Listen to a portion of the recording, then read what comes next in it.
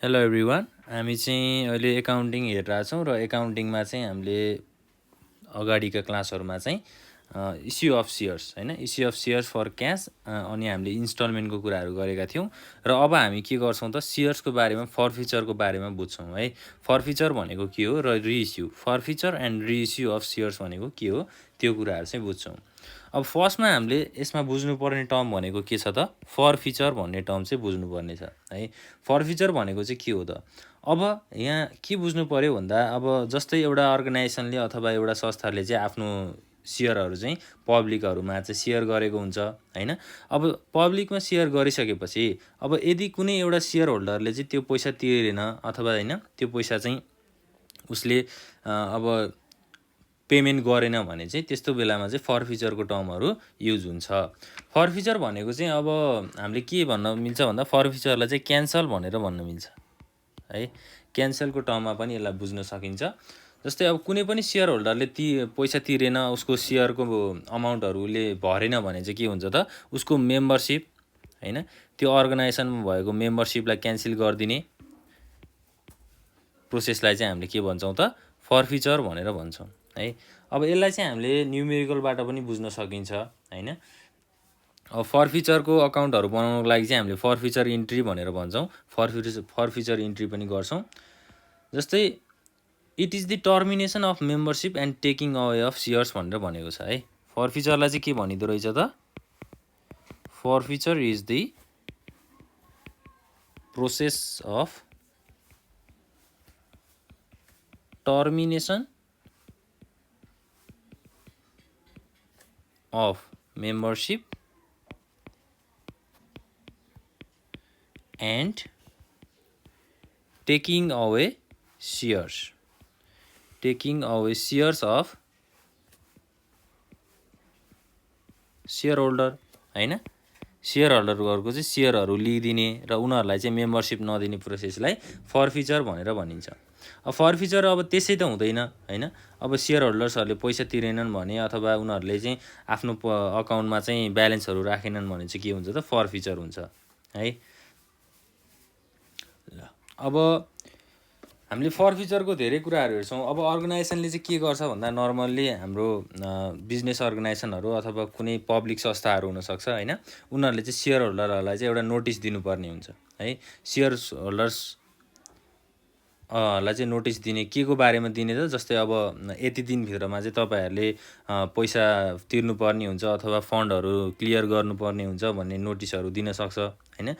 त्यो नोटिसहरू दिए बापत चाहिँ अब सेयर होल्डरले त्यो नोटिसलाई फलो गरेन भने चाहिँ उनीहरूको के हुन्छ त मेम्बरसिपहरू टर्मिनेट हुने होइन, जाने र उनीहरूको सेयर्सहरू चाहिँ के गर्ने त लिने होइन। उनीहरूको सेयर फिर्ता लिने प्रोसेसलाई चाहिँ हामीले के भन्छौँ फरफिचर भनेर भन्छौँ। अब फरफिचरमा चाहिँ के हुन्छ भन्दा जस्तै सेयर होल्डरले अब सर्टेन अमाउन्ट त तिरेको हुन्छ अर्गनाइजेसनलाई सेयरहरू लिने बेलामा होइन। त्यो सेयरहरू लिने बेलामा तिरेको अमाउन्टहरू के हुँदैन त रिफन्ड पनि हुँदैन है। फरफिचरको मिनिङ चाहिँ त्यो हो। अब हामीले फरफिचरमा धेरै कुराहरू आउँछ। जस्तै अब forfeiture of shares originally issued at par है, इस्युड एट पारको कुरा आउँछ फर्निचर अफ सेयर्समा चाहिँ फरफिचर अफ सेयर्समा। जस्तै forfeiture of shares issued at par हैन, पार भ्यालुमा इस्यु गरेको सेयरहरू। अब फरफिचर अकाउन्टहरूमा हामीले फरफिचरको त्यो प्रोसेसलाई देखाउनको लागि चाहिँ फरफिचर अकाउन्टहरू बनाउँछौँ हैन। अब जस्तै कल्स इन एरियर्स देखाउनु पर्यो भने के गर्ने हैन, त्यो कुराहरू छ। कल्स इन एरियर भनेको के हो त नतिरेको पैसा हो। हाम्रो फरफिचरमा चाहिँ त्यो कन्सेप्टहरू आउँछ। जस्तै अब एउटा इक्जाम्पलबाट हेर्न सकिन्छ है। इक्जाम्पलमा चाहिँ अब के भनेको छ भन्दा जस्तै हाम्रो एउटा क्वेसन्स लेखौँ ल। Rahul who was holding 100 shares of ₹10 each of XYZ company। ल XYZ कम्पनी भनौँ अथवा ABC कम्पनी भनौँ, एउटा इक्जाम्पलको रूपमा हो। जस्तै राहुलले चाहिँ के गरेको रहेछ 100 सेयर्स चाहिँ होल्ड गरेको रहेछ अथवा उसले पाएको रहेछ। एउटा सेयरको चाहिँ कति रुपियाँको दरमा त 10 रुपियाँको दरमा है। अब पेड ₹2 अन एप्लिकेसन, एप्लिकेसनमा चाहिँ उसले कति रुपियाँको दरले तिरेको रहेछ, ₹2 दरले तिरेको रहेछ। एन्ड ₹2 अन एलोटमेन्ट, एलोटमेन्टमा पनि ₹2 दरले तिरेको रहेछ। But fail to pay ₹3 on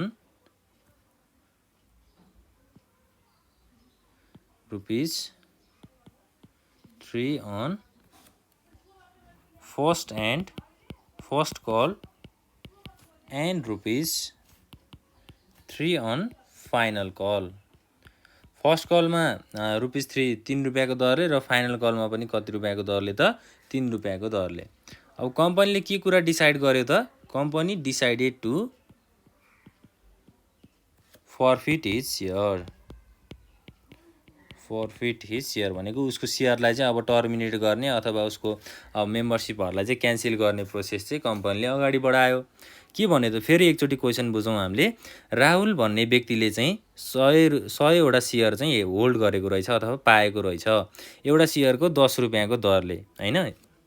अब कुन कम्पनीको सेयर रहेछ यो, XYZ कम्पनीको सेयर रहेछ। एप्लिकेसनमा चाहिँ ₹2 दरले तिरेको छ उसले, अलटमेन्टमा ₹2 दरले तिरेको छ। बट उसले अब फर्स्ट कल र फाइनल कलको के गर्यो त, पैसा चाहिँ तिरेन, होइन, फेल टु पे भन्यो। कम्पनीले चाहिँ के कुरा डिसाइड गर्यो त, उसको सेयरलाई चाहिँ अब फर्फिट गरिदिने कुराहरू चाहिँ डिसाइड गर्यो। अब यसको जर्नल इन्ट्रिज बनाउनु पऱ्यो हामीले, होइन, जर्नल इन्ट्रिज। ल अब फर्स्टमा त डेट हुन्छ।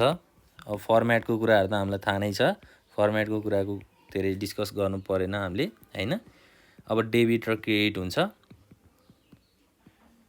ल अब फर्स्टमा के हुन्छ त, सेयर क्यापिटल हुन्छ नि, होइन, एप्लिकेसन मनी रिसिभ हुन्छ, होइन। सेयर क्यापिटल अकाउन्ट चाहिँ के हुन्छ, डेबिट हुन्छ। Share capital account debit. 100 shares है, 100वटा सेयर्स छ, 100वटा सेयर्स, एउटा सेयर्सको कति रुपियाँको दरले छ, ₹10 दरले, भनेपछि 100 × 10 हुन्छ। 100 × 10 भनेको डेबिटमा 1000, सेयर क्यापिटल चाहिँ 1000 भयो। अब 2 कल्स इन एरियर भनेर हामीले यसरी प्रेजेन्ट गर्न सक्छौँ है। कल्स इन एरियर भनेको के हो त, उसले नतिरेको पैसा है। अब फाइनल कलमा उसले ₹3 दरले तिरेको छैन र फर्स्ट कलमा पनि उसले ₹3 दरले तिरेको छैन भनेपछि टोटल कति भयो त, यहाँ ₹6 भयो, होइन। 100वटा सेयरको चाहिँ उसले ₹6 दरले चाहिँ त्यो अमाउन्ट चाहिँ तिरेको छैन अथवा फेल टु पे भन्यो। भनेपछि यहाँ के हुन्छ त, 100 × 6 है। यो 6 चाहिँ कहाँबाट आयो त, फर्स्ट र फाइनल कलको है। फर्स्ट कलको ₹3, फाइनल कलको ₹3। ल 100 × 6 भनेको के हो, क्रेडिटमा 600 राख्नु पर्यो। 2 कल्स इन एरियर 2। अब हामीले फर्फिचर अकाउन्ट कसरी राख्छौँ भनेका छौँ त, फर्फिचर अकाउन्ट फर्फिचर गर्दाखेरि के गर्छौँ भनेका छौँ, फर्फिचर अकाउन्ट बनाउँछौँ भनेका छौँ है। 2 सेयर के हुन्छ त, यहाँ फर्फिचर एकाउन्ट है। सेयर फर्फिचर चाहिँ अब कतिको भयो त, होइन। ल अब सेयर फर्फिचर चाहिँ उसको 100 × 4। अब टोटल चाहिँ ₹10 थियो र उसले अब ₹6 चाहिँ तिरेको छैन भनेपछि बाँकी कति रह्यो त, ₹4 रह्यो, होइन। ₹4 चाहिँ उसको सेयर चाहिँ 100वटा सेयरको ₹4 दरले चाहिँ सेयर फर्फिचर भयो। यसलाई हामीले 2 सेयर फर्फिचर भनेर ₹400 चाहिँ क्रेडिट साइडमा इन्ट्री गर्छौँ। अब न्यारेसनमा के लेख्ने त, being forfeiture of shares 100 shares है। फर्फिचर अफ 100 सेयर्स भनौँ, 100 shares of ₹10 each for non payment of first call and final call. First call र फाइनल कलको पैसा त उसले तिरेको छैन, होइन। उसले तिरेको भनेको के हो त, हाम्रो उसले चाहिँ एप्लिकेसन मनीहरू तिर्यो, होइन, त्यसै गरी अर्को एलोटमेन्टको मनीहरू तिर्यो तर उसले फर्स्ट र फाइनल कलको पैसा तिरेन भनेपछि के भयो त यहाँ उसको बाँकी त्यो तिरेको पैसालाई चाहिँ के गरियो त फरफिचर गरियो मनी ₹6 पर सेयर। ल यसरी चाहिँ बुझ्नु पर्यो है त। अब यसलाई हामीले यो तरिकाबाट पनि लेख्न सक्छौँ। अर्को अल्टरनेटिभ वे पनि छ है, यसको जर्नल बनाउने चाहिँ अल्टरनेटिभ वे भन्छ। अर्को अल्टरनेटिभ वेमा चाहिँ के हो त, अब कल्स इन एरियर भनेको नतिरेको पैसा हो, त्यो नतिरेको पैसालाई हामीले सेयर अलटमेन्ट भनेर नि राख्न सक्छौँ हैन। अब यसमा चाहिँ फर्स्ट र फाइनल कलको नतिरेको भएर कल्स इन एरियरको ठाउँमा के राख्न सक्छौँ त हामीले फर्स्ट कल भनेर राख्न सक्छौँ र फाइनल कल भनेर राख्न सक्छौँ। कल्स इन एरियर भनेको के को पैसा हो त, यहाँ हाम्रो फर्स्ट कल र फाइनल कलको पैसा हो नि हैन। अब अल्टरनेटिभ वेमा चाहिँ के गर्न सकिन्छ त, सेयर क्यापिटल एकाउन्ट डेबिटमा कति हुन्छ त हाम्रो 100 × 10 भनेको 1000 डेबिटमा भयो टु सेयर फर्स्ट कल है। फर्स्ट कलमा कति रुपियाँको दरले सेयर छ 100 ×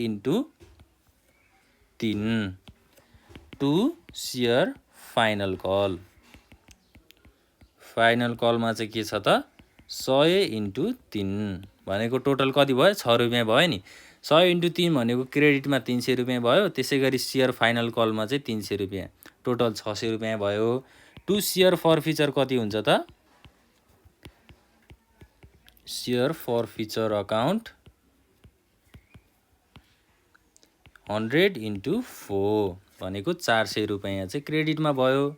ल यसरी पनि हामीले चाहिँ के गर्न सक्छौँ, जर्नल चाहिँ प्रेजेन्ट गर्न सक्छौँ है। यहाँ के भयो त, कल्स इन एरियरको ठाउँमा हामीले सेयर फर्स्ट कल र सेयर फाइनल कल राखेको हो भनेर बुझ्नु पर्यो है। यो दुईटालाई चाहिँ हामीले कल्स इन एरियरको ठाउँमा लेखेको हो भनेर बुझ्नु पर्यो। यो दुईटा तरिकाबाट हामीले फरफिचर अफ सेयरको कुराहरू गर्न सक्छौँ। यो चाहिँ के हो त, एट पारको कुराहरू है। यसमा चाहिँ प्रिमियमको कुराहरू जोडिएको छैन, त्यसै गरी डिस्काउन्टको कुराहरू पनि जोडिएको छैन।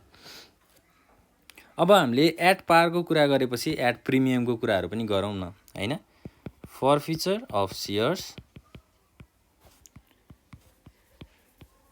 At premium. अब फरफिचर भनेको के हो बुझियो त। जस्तै अब फेरि एकचोटि म रिकल गरिदिन्छु है त। ल राहुलले चाहिँ के गर्यो, एप्लिकेसन र अलटमेन्ट मनी तिर्यो तर first and final call money पैसा उसले तिरेको छैन भनेपछि अब कल्स इन एरियरमा हामीले फर्स्ट एन्ड फाइनल कलको कुराहरू त राख्यौँ हैन। अब बाँकी के रह्यो त, यहाँ सेयर फरफिचरमा चाहिँ के बाँकी रहन्छ त, अब एप्लिकेसन मनी बाँकी रहन्छ र एलोटमेन्ट मनी चाहिँ बाँकी रहन्छ। त्यो उसले तिरेको पैसालाई चाहिँ के गरियो, फरफिचर गरियो भनेको उसलाई फिर्ता पठाएको होइन नि फेरि है। उसको त्यो 400 रुपियाँको सेयर थियो नि, त्यो सेयरलाई चाहिँ के गरेको हो त, क्यान्सिल मात्रै गरेको हो र उसको मेम्बरसिप पनि क्यान्सिल गरेको हो भनेर बुझ्नुपर्छ है त। ल अब फरफिचर अफ सेयर्स एट प्रिमियमको कुरा गर्दाखेरि अब प्रिमियम भनेको के हो हामीले बुझि नै हाल्छौँ हैन। पार भ्यालुभन्दा बढी अमाउन्टमा हामीले सेयरहरूलाई बाँडफाँड गरियो अथवा इस्यु गरियो भने त्यस्तो केसमा चाहिँ के हुन्छ, प्रिमियम हुन्छ। अब यसको पनि एउटा इक्जाम्पल हेरौँ न त है। ल जस्तै XYZ company issued 500 shares of ₹10 each at 20% premium है। 20% प्रिमियममा चाहिँ के भएको रहेछ, सेयर इस्यु भएको रहेछ। Included in allotment money. अब त्यो प्रिमियम चाहिँ कहाँ इन्क्लुड भएको छ, एलोटमेन्ट मनीमा इन्क्लुड भएको छ भनेर भन्यो। टु मिस पूजा, XYZ कम्पनीले चाहिँ मिस पूजालाई चाहिँ यो सेयर इस्यु गरेको रहेछ। On which she fail to pay भनेको अब मिस पूजाले चाहिँ पे गर्नलाई चाहिँ फेल भयो अथवा पे गरिएन भनेर बुझ्नु पर्यो। She fail to pay final call money at ₹3 per share. है। अब द कम्पनीले के कुरा डिसाइड गर्यो त, company decided to forfeit her share है। उसको सेयरलाई चाहिँ अब के गर्ने डिसाइड गर्यो त कम्पनीले, फरफिट गर्ने डिसाइड गर्यो। भनेपछि अब यहाँ के भयो त, मिस पूजा भन्ने मान्छेलाई चाहिँ के गरेको छ, XYZ कम्पनीले 500 सेयर इस्यु गरेको छ र एउटा सेयरको कति रुपियाँको दरले, 10 रुपियाँको दरले हैन। यहाँ 20% प्रिमियमको कुराहरू पनि छ है। 20% प्रिमियममा जुन चाहिँ प्रिमियम कहाँ जोडिएको छ, एलोटमेन्टमा जोडिएको छ। अब मिस पूजाले चाहिँ फाइनल कल मनी चाहिँ तिरेको छैन है, तिरेको छैन भनेर बुझ्नु पर्यो। ल अब यसको जर्नल बनाउँदा के हुनसक्छ त, जर्नलमा जाउँ, जर्नल इन्ट्रिज। अब जर्नल इन्ट्रिजमा डेट भयो, पार्टिकुलर्स, त्यसै गरी लेजर फोलियो नम्बर र डेबिट अमाउन्ट, क्रेडिट अमाउन्ट है, दुईटा हुन्छ नि त हाम्रो। ल अब हामीले सेयर क्यापिटल अकाउन्टलाई त डेबिटमा राख्नु पर्यो है। सेयर क्यापिटल अकाउन्ट त हाम्रो कति नै हुन्छ त, 500 सेयर इन्टु 10 रुपियाँको दरले भनेको 5000 चाहिँ डेबिटमा राख्नु पर्यो है। To calls in arrear, calls in arrear भन्ने बित्तिकै नतिरेको पैसा, नतिरेको भनेको के छ त, यहाँ फाइनल कलमा चाहिँ तिरेको छैन। कति रुपियाँको दरले, 3 रुपियाँको दरले भनेको 500 इन्टु 3 है। 500 इन्टु 3 भनेको कति भयो, 2 कल्स इन एरियर क्रेडिटमा 1500 भयो है। अब 2 सेयर फरफिचर, सेयर फरफिचर अकाउन्ट। अब बाँकी कति रह्यो त, 500 इन्टु 10 रुपियाँको सेयर टोटल थियो, 3 रुपियाँ चाहिँ उसले तिरेको छैन भनेपछि बाँकी कति रह्यो, 7 रुपियाँ रह्यो हैन। 7 रुपियाँ चाहिँ उसको 500 इन्टु 7 भनेको 3500 चाहिँ क्रेडिटमा भयो। ल अब बिइङ के लेख्ने त, यहाँ being forfeiture of 500 shares of ₹10 each for non payment of final call है। फाइनल कलको पैसा नतिरेको भएर चाहिँ मिस पूजाको सेयरलाई के गरियो, फरफिचर गरियो है, फरफिट गरियो भनेर बुझौँ, फरफिट चाहिँ गरियो। ल